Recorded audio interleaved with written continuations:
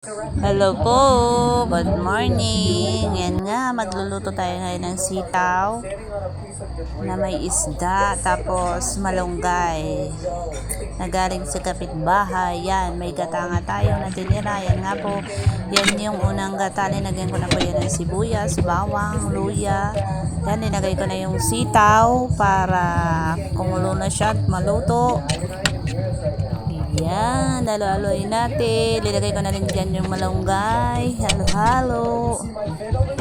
Yan, kumulo na siya. Tapos ilalagay natin dyan yung isda na tira natin kagabi. Para hindi masayang, lalagay na lang natin sa gulay. Yan, dinagyan ko na po yung asin, bitchin. Mukhang napadami ang aking bitchin. Yan, halo-halo. Hindi yan, ano na nga, dinagay ko na nga dyan yung unang gata para masarap na may sili. Dinagyan ko yan ng sili para may hanghang konti. Alam mo naman ang mga Bicolano, mahilig sa sili.